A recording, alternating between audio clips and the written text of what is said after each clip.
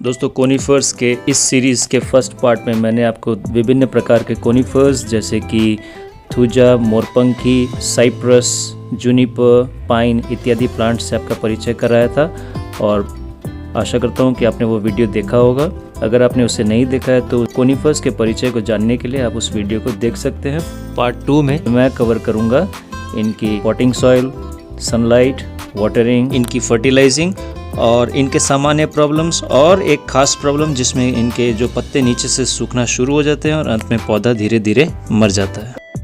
Welcome friends to home gardening made easy, एक ऐसा channel जिस पे आपको गार्डनिंग से रिलेटेड साइंटिफिक और पूरी जानकारी सरल भाषा में दी जाती है बिना किसी फेक इन्फो के।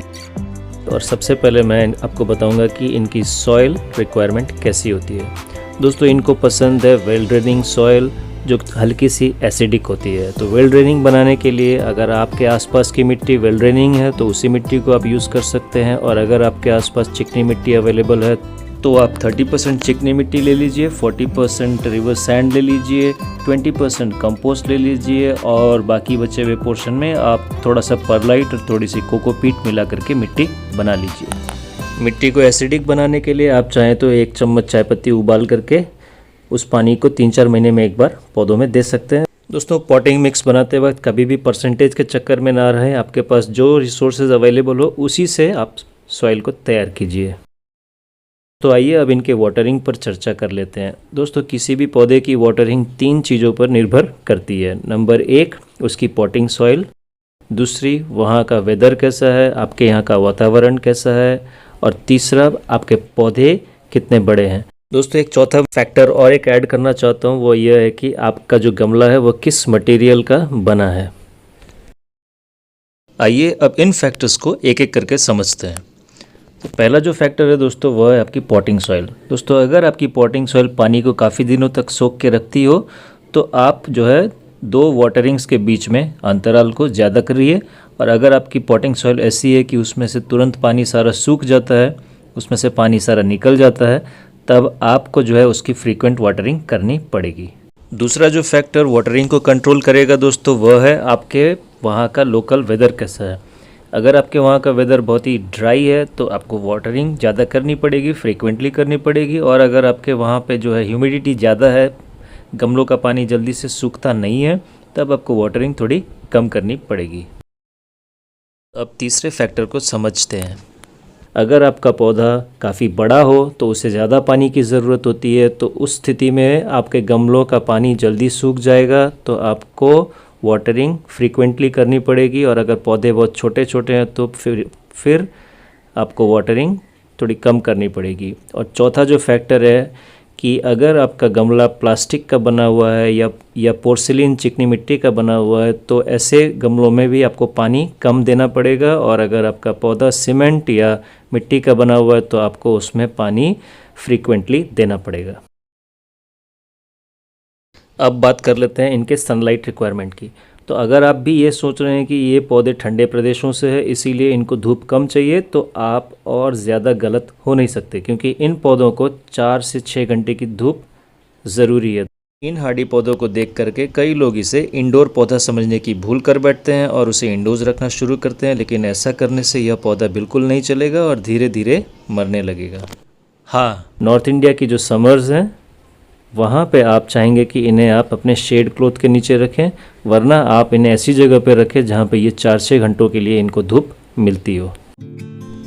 दोस्तों इस पौधे का मैंने एक बहुत ही खूबसूरत बोनसाई बनाया हुआ है और उस पर एक वीडियो जल्द ही आने वाली है। तो अगर आप बोनसाई में इंटरेस्टेड हैं और सरल भाषा में बोनसाई समझना चाहते हैं, सीखना चाहते हैं, तो वीडियो मिस ना हो जाए इसलिए चैनल को सब्सक्राइब कर लीजिए और नोटिफिकेशन आइकन को भी दबा दीजिए। आइए अब बात कर लेते हैं कि आप इन पौधों की फर्टिलाइजिंग कब करें और कैसे करें। तो आप इनको बसंत यानी स्प्रिंग के मौसम में फर्टिलाइजिंग कर सकते हैं इनकी, और बारिश के सीज़न में भी जुलाई अगस्त में आप इनकी हल्की फर्टिलाइजिंग कर सकते हैं। और अगर आप इन्हें प्रून करना चाहते हैं तो आप छोटी मोटी प्रूनिंग साल भर कर सकते हैं, और लेकिन जो बड़ी प्रूनिंग है, मेजर प्रूनिंग है, वो आपको फरवरी के महीने में कर लेनी चाहिए ताकि मार्च के महीने में इनमें न्यू ग्रोथ आ सके। नॉर्मली दोस्तों इन पौधों पर इंसेक्ट अटैक या पेस्ट अटैक्स कम होते हैं, कीड़े मकोड़े इन्हें परेशान नहीं करते हैं, फिर भी आपको एक आध बार इनमें मीली बग्स दिख जाएंगे, तो आप उन्हें चाहें तो मैनुअली किसी पतली नोकीली चीज़ से हटा भी सकते हैं और नहीं तो नीम ऑयल स्प्रे भी कर सकते हैं। ओकेजनली कभी कभी आप ये पाएंगे कि आपके पौधों के ऊपर जो है वाइट कलर की एक पाउडर सी जम गई है, तो उसका कारण ये होता है नॉर्मली कि वे जो हैं छाँव में रखे हुए हैं। तो आप ऐसे पौधों को धूप में रखिए और उनके ऊपर भी लिक्विड हैंड वॉश का जो सोल्यूशन है, पानी है, उसको आप उसके ऊपर स्प्रे कर सकते हैं। अब बातें कर लेते हैं कोनिफर्स के पत्तों के सूखने की और इनके पीछे का कारण क्या है। अगर आपका कोनिफर बाहर से तो हरा भरा है लेकिन अंदर से उसके पत्ते और उसकी टहनियाँ सूखी हुई है, तो यह बिल्कुल नॉर्मल है दोस्तों, क्योंकि अंदर के भागों में रोशनी का अभाव होता है और वहाँ अगर हरे पत्ते रहेंगे भी तो भी वे पौधों के लिए खाना बना नहीं पाएंगे। दूसरा जो सबसे कॉमन कारण है वह है दोस्तों पानी की कमी या फिर न्यूट्रिएंट्स की कमी। कभी कभी दोस्तों अत्यधिक गर्मी से पौधों में सन डैमेज भी हो सकता है, जिसके कारण उसमें पानी की कमी हो सकती है और पत्ते नीचे से सूख भी सकते हैं। और ये भी हो सकता है कि आपका पौधा बड़ा हो गया हो और गमले में की जड़ काफ़ी ज़्यादा फैल गई हो और मिट्टी काफ़ी कम हो गई हो, तो ऐसी स्थिति में भी जो है उसमें न्यूट्रिएंट्स नहीं रहेंगे और जो है आपका पौधा सूखना चालू हो जाएगा।